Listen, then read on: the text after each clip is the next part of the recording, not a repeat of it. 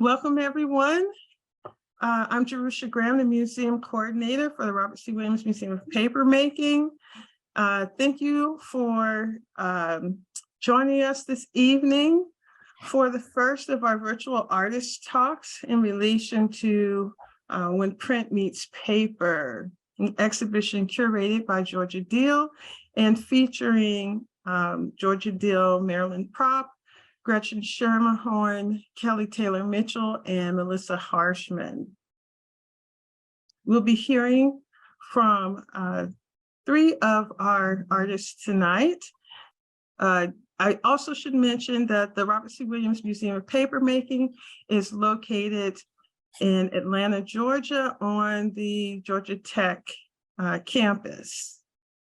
And so we'll jump right in because I want to give our speakers the most time to be able to talk. We want to hear from them and see the work. So I'll give you guys their bios, and then we're going to start with Georgia, who is both the curator and one of the featured artists in the show. So Georgia Deal is a printmaker and papermaker whose mixed media works on paper embody these processes. After chairing the printmaking and papermaking area at the Corcoran School of Art and Design in Washington, D.C. for many years, she recently has set up a new studio in Swannanoa Paper in Asheville, North Carolina. Deal has conducted workshops in print and paper throughout the U.S. at Penland School of Crafts in North Carolina, Haystack Mountain School in Maine, Pyramid Atlantic in Maryland, the Paper and Book Intensive in Oxbow, Michigan, as well as abroad in Cortona, Italy, Skopelos, Greece, and San Miguel, Mexico. Her works are in both private and public collections, including the Library of Congress, the Philadelphia Museum of Art, the Corcoran Gallery of Art, and Yale University Library, amongst others. Marilyn Propp, Chicago-based for 30 years, now living in Kenosha, Wisconsin. Marilyn Propp holds a BA from the University of Pennsylvania and an MA from the University of Missouri, Kansas City. In 1990, she co-founded Anchor Graphics Chicago, a nonprofit print shop, which is now Anchor Press Paper and Print in Milwaukee. Propp has taught at the School of the Art Institute of Chicago, Loyola University, and Columbia College, Chicago. Among her visiting artist residencies are the University of Iowa, Iowa City, Silvileg, Ireland, Gentile, Wyoming, and Skowhegan School in Maine. Propp has received numerous grants and awards, including the Racine Art Museum Fellowship, the Illinois Arts Council Finalist Award, and an Adolph and Esther Gottlieb Foundation grant. Her work is among national, international, and private collections, including the DePaul Art Museum, Chicago, the Mary and Lee Block Museum of Art, Evanston, Summer Palace, Saudi Arabia, Amnesty International, New York, the Hallmark Collection, and the AT&T Collection in Kansas City. Exhibitions include Illinois Wesleyan University, Bloomington, Galleria, AP, Universidad Veracruzana, Calapa, Mexico, Columbia University School of the Arts, DePaul Art Museum, Chicago, Bellevue Arts Museum, and Dorsey Gallery Curatorial Programs, Long Island Marilyn's works have been traveling the country in Pulped Under Pressure since 2016. And I should mention that Pulped Under Pressure will be coming to the Robert C. Williams Museum of Papermaking this year. And last but not least, Gretchen Schermerhorn is currently the artistic director at Pyramid Atlantic Art Center, an art center dedicated to the contemporary creation of hand printmaking, papermaking, and the art of the book in Hyattsville, Maryland. She received her MFA in printmaking from Arizona State University, and since then has completed artist residencies at the Women's Studio Workshop in New York, Columbia College Center for Book and Paper in Chicago, Seacourt Print Workshop in Northern Ireland, California State University, and the Robert Rauschenberg Residency in Florida. Her prints, installations, and works on paper have been exhibited around the country and internationally, and her work is part of the Montgomery County Public Art Trust, the Anna Rundell Community College's print collection, and the Janet Turner print collection. She has received individual arts awards from both the Maryland State Arts Council and the Arts and Humanities Council of Montgomery County. Gretchen has taught printmaking and papermaking workshops around the country in institutions and art centers such as Aramont School of Arts and Craft, Snow Farm, Johns Hopkins University, University of Maryland, Baltimore County, and Women's Studio Workshop. I'm going to stop sharing my screen, and the next person you'll hear will be Georgia Deal. Well, good evening, everyone, and thanks for joining us. It's exciting to finally have this exhibition up. And first, I must thank the staff of the Robert C. Williams Museum of Papermaking, and especially Virginia Howell, the museum director, Jerusha Graham, our exhibitions coordinator, and Anna Dull, the education curator, who I've worked with for the last year. So this evening, as Jerusha mentioned, we have Marilyn Propp and Gretchen Schermerhorn, as well as myself, to talk about our work, and we'll follow up with discussions and questions about the processes and ideas behind this work. The next panel on February 21st will feature Melissa Harshman and Kelly Taylor Mitchell in a similar format. So I'd like to start with my curator statement that I wrote for this exhibition, and I'll be reading from my notes so I can stay on track, okay? Paper's always been an integral component of the printed word and image, but in recent years, it has come into its own as an expressive artistic medium. As noted in the foreword to the exhibition, Paper Print, American Hand Papermaking, 1960s to Today, Judy Hecker of the Print Center in New York City wrote that paper has been the longtime silent partner to printmaking, with curators Sue Gosen and Mina Takahashi noting the rich cross-pollination that has occurred between papermaking and printmaking in post-war United States.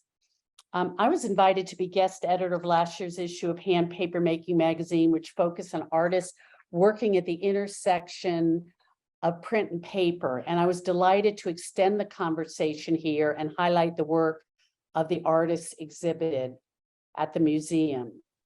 So this show includes the work of Melissa, Kelly Taylor Mitchell, Marilyn Propp, Gretchen, and myself. And each artist approaches this marriage of paper and print in unique ways, I felt. Some coming from the lexicon of print processes, and others from a primary focus and love of hand papermaking. It can be argued that a commonality connects us all here with the origins of printmaking historically addressing social, political, and narrative themes. Melissa Harshman uses images of nature as a metaphor for the cycles of decomposition, death, and rebirth.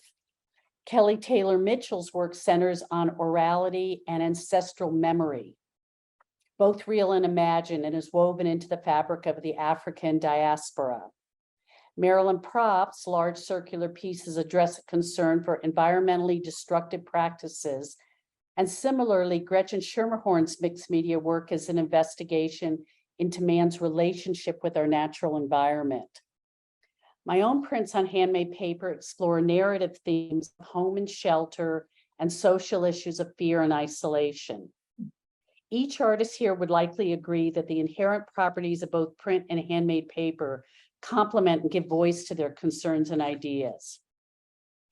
So like many of the included artists, I was introduced to papermaking or working on my MFA at the University of Georgia. At the time, which was a long time ago, I was drawn to finding unusual and unique papers to print on, ones that brought another element to my work. Fortunately for me, my grad advisor, Charles Morgan, shared a similar interest and had a Hollander beater he let us use, albeit very cautiously. Charlie would not let anyone into that studio to use the Hollander beater with a total vetting first. But over the years that followed, as I learned more about Eastern and Western papermaking traditions, the possibilities grew in what handmade paper could bring to my work. Most everyone here would agree, I think, that what can be accomplished with endless textural possibilities and surface variations found in handmade paper, as well as the sculptural color and translucent possibilities, has expanded what can be done when print meets paper. I've just come teaching a modified workshop, North Country Studio Workshop held at Bennington College in Vermont with top-notch studios and a great group of students. Later this summer, I'm looking forward to teaching a papermaking workshop at Haystack School in Maine. And then I'll still be holding concurrently my own paper workshops at my studio here, Swananoa Paper here in Asheville, North Carolina throughout the summer. So I'm going to start with these images that are it's all work that's in the exhibition currently. This piece is called Swivel. It was one of the first pieces that initiated this body of work, and it started at the beginning of the pandemic, though to be honest, it wasn't the very beginning, because like a lot of people, I kept thinking I had to wait for this month or two for this COVID pandemic to end. And I was doing a lot of jigsaw puzzles. I was binging a lot of television and I couldn't figure out what I wanted to work on.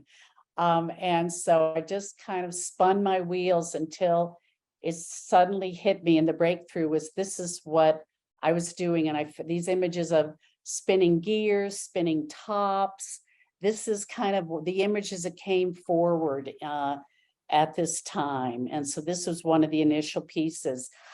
These pieces are about 36 inches wide, about 14 inches tall.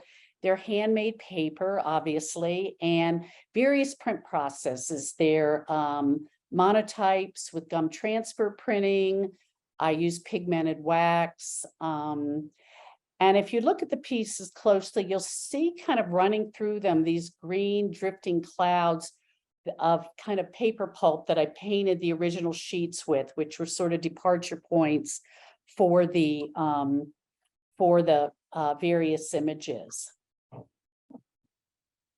The second image is Enchant, and it's noted the title says for Rhea. You know, during this first 2-year period, I lost about 5 very close friends and colleagues, and not due to COVID.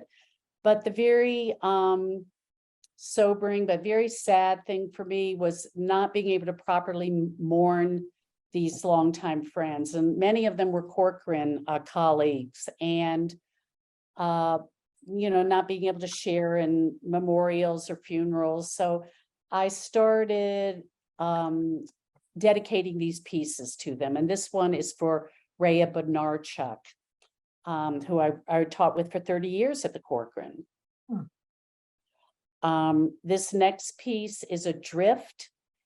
And again, you'll see these green clouds of pulp going through them with the image printed over top. Another part of this vocabulary I've used for many years involves knots, twisted twine. You know, these kind of originated actually after 9/11, and having lived in Washington, D.C. for 35 years, you know, the events of 9/11, these became kind of self-portrait symbols for me of being knotted and being tied and wound up. And the kind of the stressful and anxious environment we all lived in the time. But, kind of reoccurred when this pandemic started, for me at least. This piece is Due, and it was dedicated to my longtime friend, Frank DePerna, who passed. He's a photographer, a fabulous photographer who I taught in Italy with. And that little Italian fedora is the piece, an image, because we all played bocce together with Italians in Cortona, and he and my husband became a group called the Due Brothers, both wearing their hats whenever they'd meet up with the Italians to kind of give them confidence so they'd win their bocce games. And so this is dedicated to Frank. This next piece, Amity, is dedicated to, again, my longtime colleague, my printmaking colleague, Dennis O'Neill, who ran the handprint workshop for Handprint Workshop International that started off as the Moscow Studio program. Dennis was an amazing collaborator, aside from being a friend, a family friend, my professional colleague. He was we couldn't have had a closer friendship and relationship. And I admired everything about Dennis, and still miss him terribly. So sometimes, these, like I said, this vocabulary appears of these double roofed houses and the spools of thread, and they all, have their metaphors for various things for me. This next image is Pulse, and again was one of the initial images in this series. Again, you see the green clouds drifting through with the images of the spinning tops and the gears. Same format. I just always absolutely love the way handmade paper accepts ink, and I have almost a hard time printing on commercial papers because they don't have the same quality to me. I mean, I will do it, but my go-to is to go into my flat files of handmade paper when I start to print, because it's always rewarding. This piece, Tilt, well, in my paper studio, I have some very large paper screens. And so this is 8 feet wide, that's in the exhibition, and about 3 feet tall. And so of course I wasn't able to do traditional print processes, though in the past I have silk screened on large sheets like this. And but this one I did with transfer processes, printing with paper pulp, using much of the same imagery. And but again, what's really nice at this scale, the inherent qualities of handmade paper come through, and all these beautiful subtle variations in the pulp within the print. These are 2 partner pieces, Juncture, which is about 36 inches tall. Now there's components that are made in paper, such as the coiled spring and the image in the left-hand corner, the woman. Other parts that are printed are the gears, and I think maybe just the gears are the only printed part of this this print, Juncture, and it's about 36 by maybe 22. I'm not really good with dimensions. I think that's correct. Its partner piece is called Petrichor, which is a term for the smell of rain. And just a term I've always liked. I've had other prints named Petrichor too. And the bird and the funnel are printed with pulp, whereas other components like the coiled twine are parts that are monotype printed on. And then I have these last 2 pieces that are both reviews of a book, and this is Flickr, and it's in the exhibition. And it's the same series of monotypes that I used to make an accordion book. And I've always worked in artist books. I don't really consider myself a book artist, but I do like to translate these. They're more like folding screens to me. So however you want to define that, if that makes me a book artist or not, I don't know. I think of them as dimensional prints. But this is another copy of the same, this is another image of the same book, Flickr. So that's it for my work, and I think we'll move on. Thank you all very much, and I'm looking forward to answering questions at the end. Thank you, Georgia. And we'll be hearing from Marilyn now. Marilyn Propp. All right. Good evening, everyone, and thank you for joining us. Before I begin, I would love to thank the Robert C. Williams Museum of Papermaking and Melissa Harshman for recommending my work, for Jerusha Graham, the museum coordinator, and Georgia Deal, the curator of this exhibition, and of course the other artists for this wonderful and varied exhibition. I'll begin by giving you a short history of how I came to make paper, and then I'll present how I make my large circular sheets. For over 50 years, I identified as a painter, working in oil on canvas, on wood panels, and constructing three-dimensional paintings. This is an example of my work from 2009. I was fascinated by machine imagery and transformed them into biomorphic animated characters on a journey together. This was influenced by my 1-month residency in Gentile, Wyoming, where I could see the Bighorn Mountains in the distance and this great expanse of space. And I began to think about how we create community by stopping occasionally to tell our stories. So that last one was smaller panels put out horizontally. I began to make these large circle paintings. These occurred after the 2010 BP Gulf oil spill. My previously playful animated machine parts became more ominous. My research into marine life evolved into a series of these circular sectional paintings entitled Notes from the Sea. I still use that title for this series. This is Paradise Lost. All of these series were made up of 12 irregularly shaped wood panels that I cut out to fit together like a puzzle. While in response to the Gulf oil spill, and you can see some of that happening in this painting, they were more broadly my response to how our global ecology is being challenged by industrial waste. Drifting forms reference machine parts, industrial debris, and sea forms.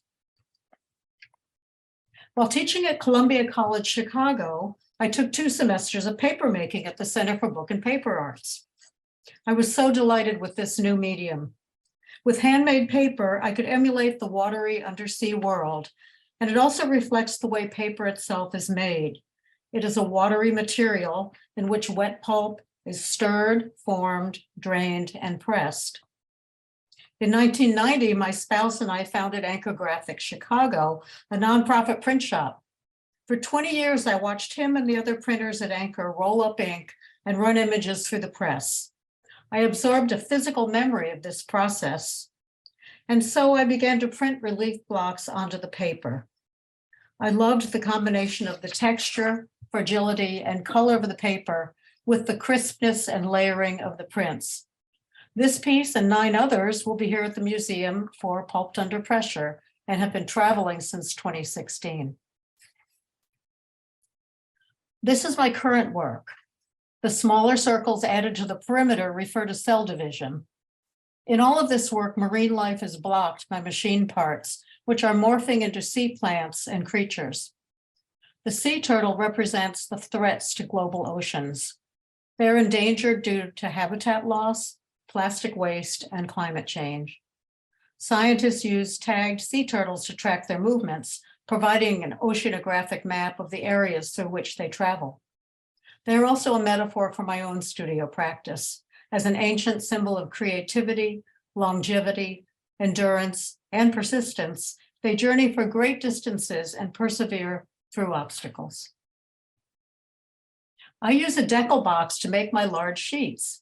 Because an immense amount of water pours out of the bottom of the box, I use this process outside where there are drains in early summer. Here you see water and beaten cotton pulp in the decal box with pigment added. That's our backyard and our garden. The squeeze bottles are for pulp painting at the end of the process. And this is a decal box. I built this with my intern. Notice the hooks and eyes, so you could attach the top and the bottom together. And I added curved styrofoam in the corners so I could make my circular paper sheets. First, we place a bamboo sheet, which is really a window screen, across the bottom of the box and thoroughly wet it. And this will slow down the water rushing out when the paper is forming. Next, we lay down the Pellon. Pellon is a non-woven polyester interfacing and soak it completely. Pellon is often used as a felt and allows for an easy couching surface. Couching is the papermaking term for transferring a newly formed sheet of paper from the mold to the felts. It's actually French for putting to bed. Smaller sheets are made with molds and decals, a screen, and a frame. I'm using a decal box. We then hooked the top and the bottom together and inserted the plastic sheeting, which I filled with water and added pulp and then pigment. This is the magic part. So holding on tight at the far end is my intern while I take the position of getting ready to pull the sheet, and with one pull, I pull that plastic sheet away. The pulp will then settle into the Pellon. Here we lifted the Pellon and the forming sheet. We carried it over to a thick sheet of plywood on the driveway and started my post. A post is a stack of sheets of newly made paper. And here I begin my pulp painting. Every time I paint with pulp, I use gridded material and I push the pigmented pulp through the grid to create a textured surface like fish scales or plant forms. The passages of pulp painting also direct the placement of the prints. Ooh, that was hard to say, but I use that to direct where I'm going to put my prints for the final process. And here is the finished paper drying in the sun.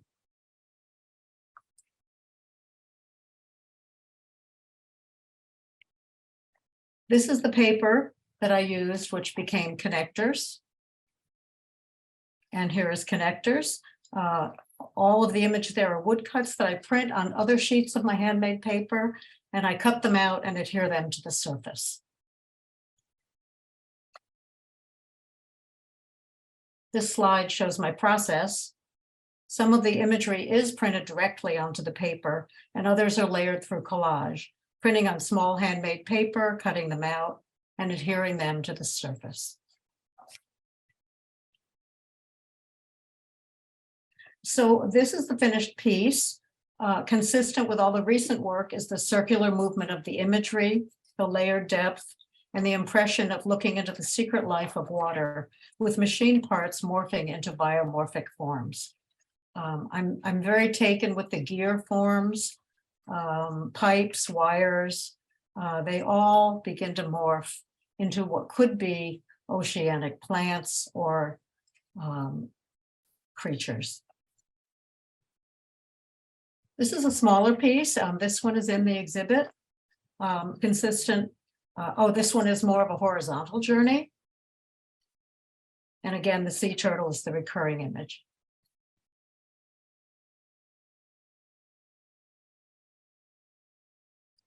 This piece is made with abaca fiber.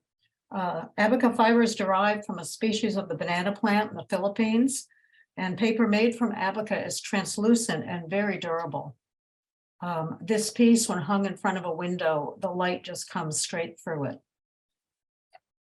This is also in the exhibit. It's very crinkly too. When you feel it and touch it, it has this crinkly sound.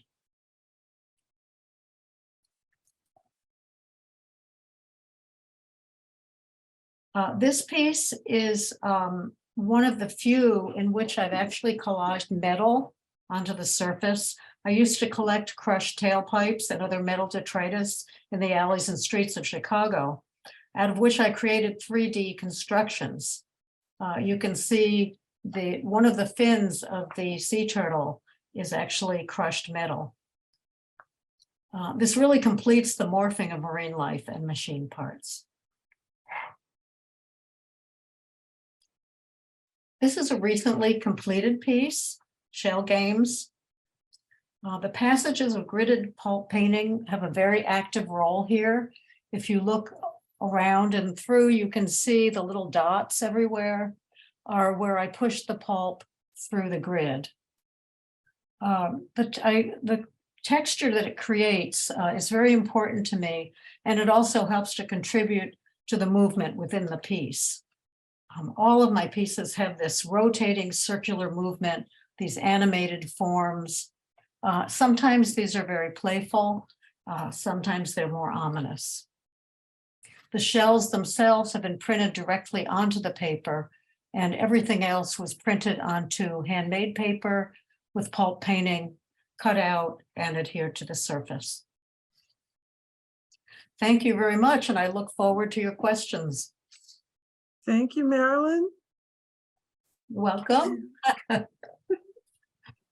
And we're going to hear from Gretchen, and after Gretchen's presentation, we'll open it up for questions for all of the presenters. Fantastic. So a little bit about my practice as a paper maker. I came to paper making as a printmaker, and I have to be completely honest that my first initial thought was, why would I want to make paper if I could buy it, especially in this global economy, right? We can go to art supply stores and find an assortment and array of paper from all over the country. Well, it wasn't until graduate school when I was taking a class with John Rousseau, and he really turned me on to this idea that paper had potential, both conceptually and technically, to convey your idea. And so I started thinking, well, what is my idea with paper? And my idea with paper was really about how I wanted to create prints that were three-dimensional. And I didn't know if that meant it was some type of printstallation or some type of interactive game. But what I settled on was wearable paper garments.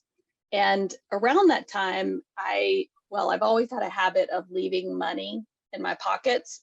I don't know if you all have done that, but you may have noticed that when you leave money or bills in your pockets, they don't disintegrate when you wash them. And that's because they're made of rags, cotton and linen rags. And so I thought, well, maybe I could emulate this. Maybe I could create my own wearable paper garments. So I began to do some research in what that might look like. And I discovered about how paper in Japan was first created by Buddhist monks, and the first paper garments were created by the monks for priests to wear as undergarments and robes. And what I found most interesting about this was that they not only had these sutras or these texts, but they became part of them, right? They had blood and sweat and tears. And they also were created from mulberry fiber, this inner bast of the mulberry shrub, which is flexible and strong and long, and it almost is like fabric. So it becomes almost a part of you. And I thought, well, that's really interesting too. And so the further I began to investigate, I found that there was this tradition, especially in Europe and in the Americas, of these paper garments. So on the left here, we have a gentleman wearing this paper suit, and on the right, we have some Austrian-made paper clothes that even included the price tags. And I think that they were responding to this idea that it was accessible and easy and easy to wear. And I thought, well, that's kind of interesting. And then later on, political dresses and paper fashion became a fad.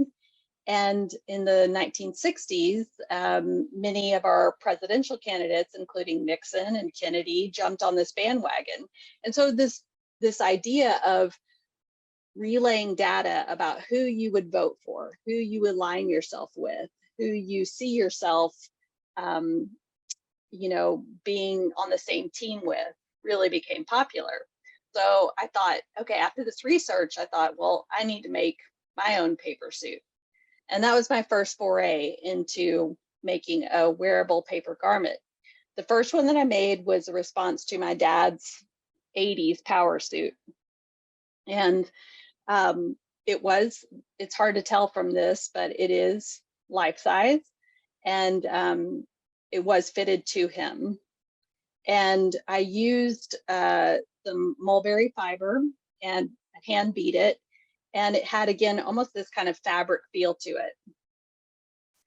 And I printed on top of it this money and brains. So it's this kind of idea of this construction of we are creating our own image of power. And, you know, we create that. The next piece that I created was around one of my favorite artists, Francisco Goya, in his piece, The Disasters of War. And this was an homage to him, but it also had to do with the 2003 invasion of Iraq, which of course was the American-led coalition where nearly 200,000 troops were deployed. And of that, about 130,000 were American. And that was really a hard time. You know, that was a hard time for me personally as an artist to swallow. And so I thought, well, it's my responsibility to create a piece of work around that. And this was also the first time that I really started experimenting with casting paper pieces. So these bullets that you see here that are in this garment were actually cast with paper pulp.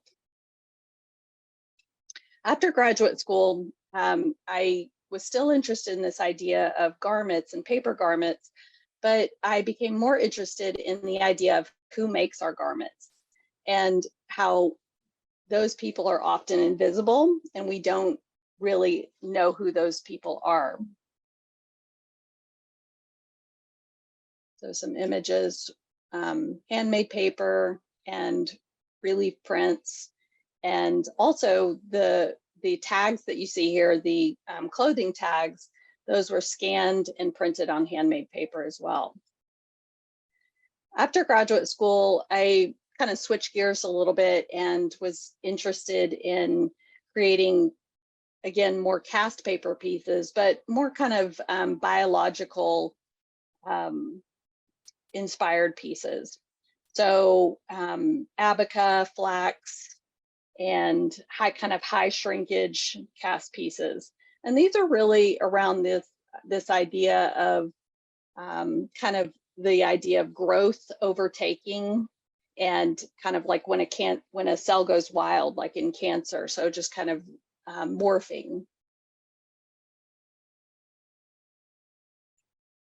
And this piece is actually in the show. And here's a detail of it. So I'm making 2-part molds and casting the paper inside of it.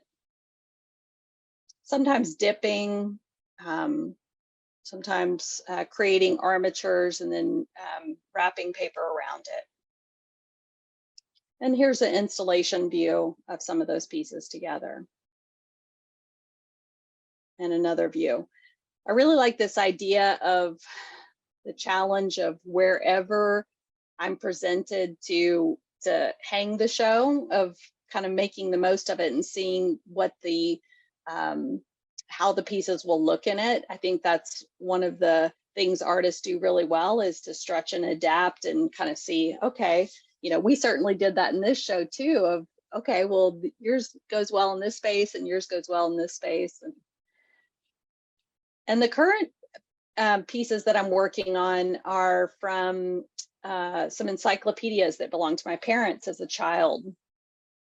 And I I found these very recently, even though my parents have held on to them for a really long time. And I started thinking about what we know now that is untrue, because we learned other theories, and you know, things have been disproved, but and then applying that to what is now false. So this piece is called So Far So Good, and it's a shaped piece that is on handmade paper, screen print. And I'm still interested in this idea of taking prints beyond a two-dimensional surface, so wrapping them around armatures and shaped pieces. This piece is called Runners, and it's on Gompi tissue, a screen print on tissue. And you can see that there's a pattern on top of this image. And I've always been interested in pattern, in sequence, in repetition, and how it also can be camouflage. It can camouflage your image in a way to sort of distract you from really seeing the real image, similarly to the way encyclopedias might not always have the real information. This piece, Murky Perception, is also in the exhibition. These are also images taken from the encyclopedias. They're little points of interest, kind of little snapshots, if you will. This piece is called Leapfrog, and it's also from the encyclopedia series.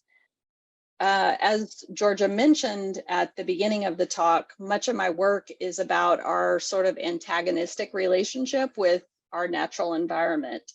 So in some ways that might look like a game. It might look like we're winning sometimes, the natural environment is winning other times.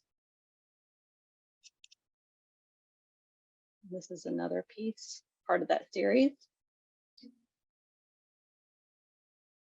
I like to think of these as little vignettes where we only see a part of the caption to the piece. This piece is called Lookout Tower, and it's also in the exhibition. It's a combination of handmade paper, fabric, and printmaking on the paper. And again, kind of going back to this idea of why print on handmade paper, as the other artists have alluded to, it has a certain conceptual and technical feel to it that we might not get from commercially made paper. So I can get a certain translucency, I can get a certain texture to it. And that to me is really rewarding as an artist. This piece, Hanging Mass to Dry. And this one called Tug of War. This piece also is called Penn's Cottage, and it is about the founder of Pennsylvania, William Penn. And I was really, and I still am very interested in this, this idea of the things that we create as,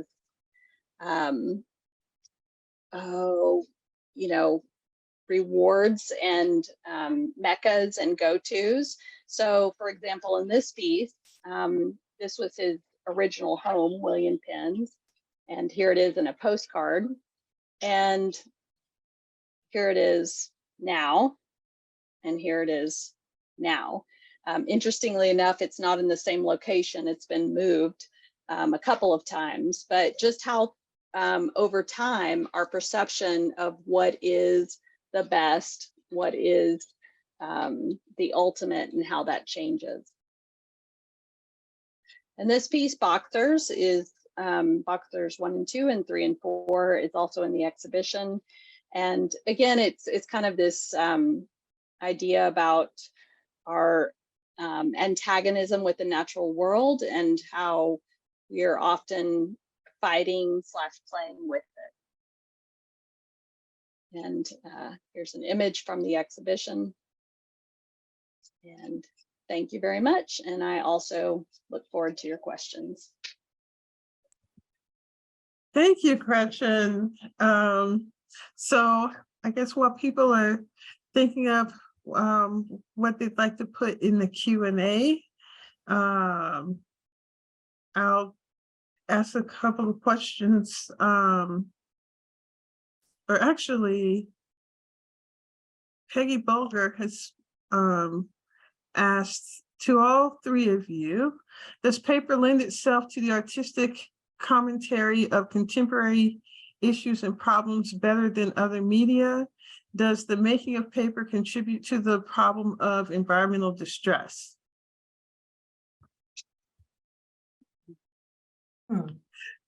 I guess I'll jump in, or should I answer? Do I answer it verbally or do I write?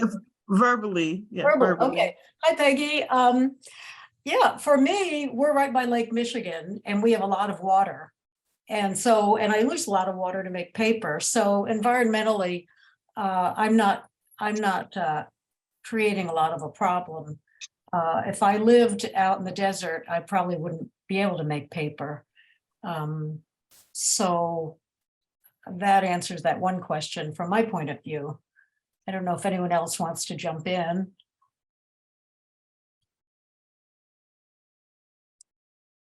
Georgia or Gretchen, you have any thoughts or response to that? I'd like to hear the question one more time, if you wouldn't mind. So there's actually two questions here. The first, does paper lend itself to the artistic commentary of contemporary issues and problems better than other media? And then the second question is, does the making of paper actually contribute to the problem of environmental distress? Well, I'll take the first one real quick. Yes, I think it does contribute conceptually. Going back to that first issue that I mentioned, is that I feel that paper is not just something formally that we can consider as a substrate, but it is something that conceptually that we can also think about incorporating, you know, where the fibers came from, what are we using to build that paper. I think is really important to the total idea of it. So, and that's something that I've been really interested in working in.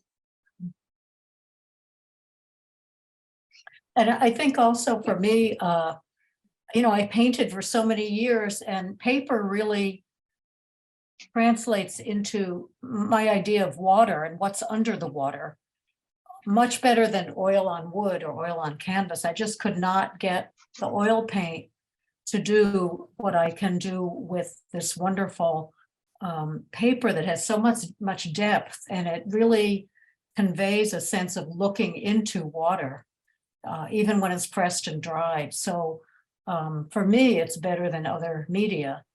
As far as contributing to environmental distress, a lot of paper makers grow their own fibers in their garden, plant-based. I use what's left over in cotton after clothing has been made.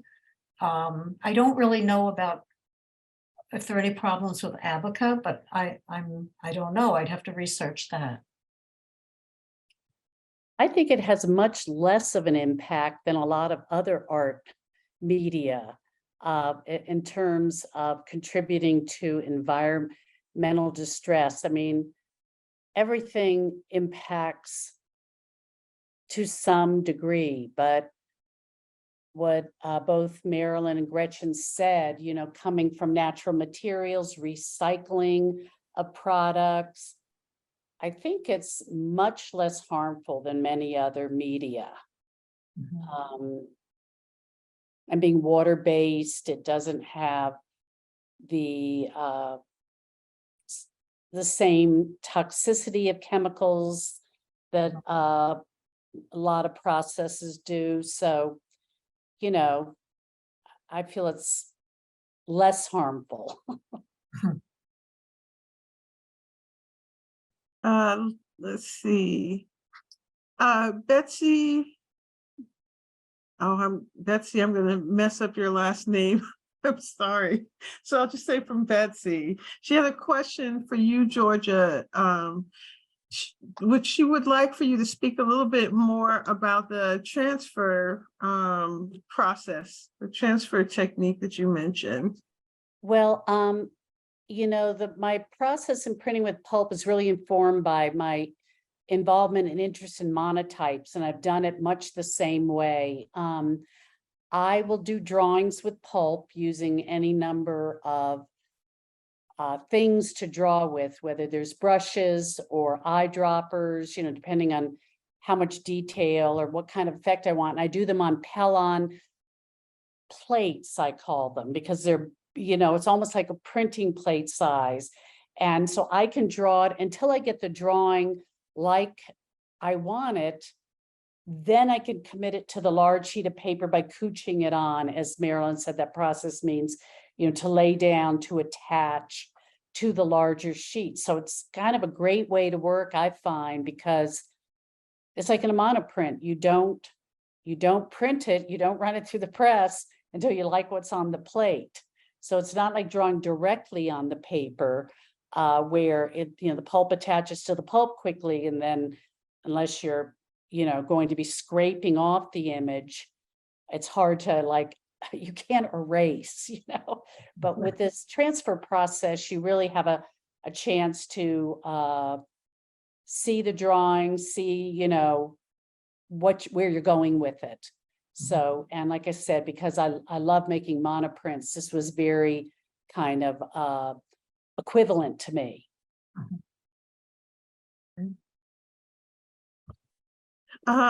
Margaret says, how do you mount your papers for hanging in the exhibition? Well, I'll jump in there. Some of my paper is really fragile, and a lot of it, since I don't have access to a large dryer and a large press, the large sheets become a little fragile. So I iron on fusible Pellon onto the back, which is what dressmakers use. And that makes it a little sturdier. And then I paint magnets to match the surface of the paper, and paint drywall screws white, screw the screws into the wall, put the piece up, and adhere the magnets so that they almost disappear into the paper. And that's how I hang them in my exhibits. And I have to add to that, when we were hanging the show and Marilyn's pieces came in, and I've worked in museums for years, you know, I curated a law firm in Washington, D.C. for years, and I'd never seen anything as meticulously described, you know, with painted magnets. It was like a wonder to unpack Marilyn's work and see the diagrams, the drawings, how everything was articulated down to the absolute last detail. Jerusha and I were unpacking at Maryland, and it was kind of mind-blowing to me. Nothing was left to guess. Everything had been calculated and figured out. So it was really a dream to put up your work, you know. So yeah, that was really impressive to me. As for me, I got my inspiration for hanging my big piece. My other ones were done more traditionally. They were framed, but I asked, this was the first time I'd worked that large, Jerusha for help. And I hadn't decided how I was going to mount that. And because she does work on textiles, she gave me some really good ideas about using Velcro and long pieces of lath, and, you know, stapling the Velcro strips to that. And it worked beautifully because it just hung very nice and straight. And we just had to attach the wood lath to the wall.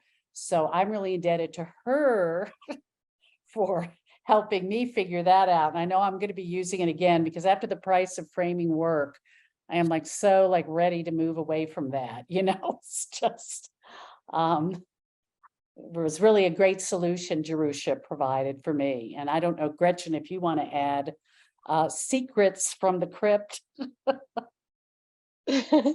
Well, I've sort of felt like moving away from framing, because some of my work is so tactile, and even if you're not actually touching it, I didn't want that to be hidden behind a frame, or behind glass rather. So that's one of the reasons why it led me to mounting on these I first started with quilting hoops, and then I started making my own armatures to mount the pieces around. So that's been a solution that I've come to. And, they're still vulnerable, and, people can touch them, but I want to have that, that interaction and that proximity, that closeness with the work. So I want to add one more way of presenting, which I've learned here. I'm having a solo show here in Kenosha, and they wouldn't allow nails or anything. And so a friend of mine showed me how I can wrap razor blades in blue tape and then use blue tape to tape the razor blades onto the wall. And then the magnets will adhere to the razor blades. So you have a flat presentation. I like them coming out from the wall with the screws and floating. But if any of you show someplace where you can't put anything into the walls, get some those big heavy X-Acto knives and wrap the blue tape around and just pop them on the wall and use magnets. That'll work. I learned something new. I should acknowledge that it is 9:01. But I would like to end with a question from Melissa Harshman, who will be speaking on the February 21st. But it's a good question, so maybe we can end on this question. When you are working on these pieces that marry print and hand paper, which comes first? Are you planning out the paper and its color and patterns and then work with the print component? Or does the print image come first and then you plan the paper size, color, etc., based on the print image? I can say first, I do both ways. Sometimes I have a very clear idea and a path of where I'm going, and I know what the paper will do and what it won't do, and what I can rely on the printed image to do, much more specificity in my case. But I'll admit that series I did for the show, The Long Horizontals, at the end of the previous year, I had all this pulp left in my studio, and my studio, paper studio's outdoors, and I needed to use up all that pulp. So I just started making lots of sheets of paper and pouring remaining colors of pulp, which happened to be a lot of green at the time. And I just made a huge edition of paper, figuring I'll do something with this in the winter. And so my practice is I make paper from spring through fall, and then I print all winter. So I had no idea what I was going to do it on. And I go through my flat files and look at paper and then go, oh, I think I'm going to use this. So it goes both ways for me. Someone else?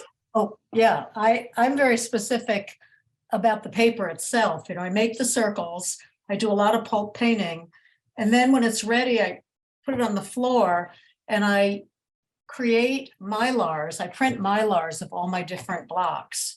I kind of have an idea, looking at the passages of pulp painting, what kind of shapes go where, but I don't really know until I take all my mylars and I stick them down with blue tape and move them around. And once I've moved them around a lot, then I'm ready to take the block and stick it under there and print it. But I never know what's going to happen until I stick down all those mylars and move them around and make different ones. The printing always comes last. Mm-hmm. And for me, it's similar to Georgia. I will make a bunch of paper depending on what's going in my backyard or what someone has donated. And so I'll make a bunch of different sizes and different shapes. And then sometimes those a year later will speak to me and go, hey, you need to do something with me. You're telling me you need to be used for something. And then other times I will create papers already in mind with a specific idea. It needs to be this size, this color, this opacity, you know, this shape decal. So it's for me a little bit of both as well. Well, thank you. And Melissa, that was a great question for us to close out on. If you guys will bear with me for just one more moment, because I would love for you to be aware of the dates for upcoming programming. So if you'd like to hear from the remaining artists of the exhibition, we'll have another virtual artist talk on February 21st. So another Tuesday night from 8 to 9. We'll be hearing from Kelly Taylor Mitchell and Melissa Harshman. And we also have a number of workshops. So if you are able to physically get to the Paper Museum, Melissa Harshman will be doing a workshop on freeform pulp painting. And then, as you can see in the picture here, each one of these is an individual piece. They're not mounted on a base sheet. So she'll be teaching that technique. And then several of you had asked about the pulp transfer. Well, Georgia will be teaching that in March, Saturday, March 18th.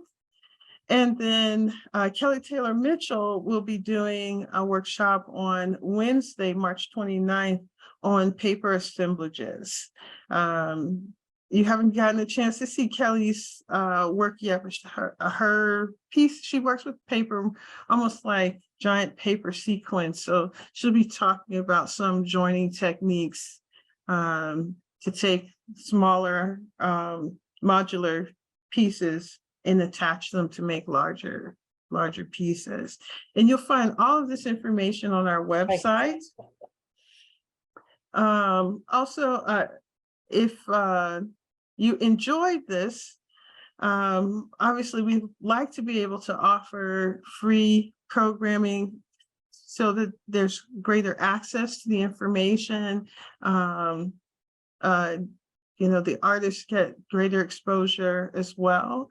But if you feel like supporting monetarily, we won't turn you down. You can donate at mygeorgiatech.giving/papermaking-museum. And that'll be pasted in the chat. And last but not least, you can find us at paper.gatech.edu. So all of the programming that I mentioned, it's listed on our website, paper.gatech.edu. We're also on Twitter, Instagram, Facebook, and Pinterest. RCW Museum for Twitter, RCW _Paper Museum for Instagram, and RCW Paper Museum for Facebook and Pinterest. Thank you to our presenters tonight, and thank you all for attending. We hope that you'll join us again for the next round of our virtual artist talk.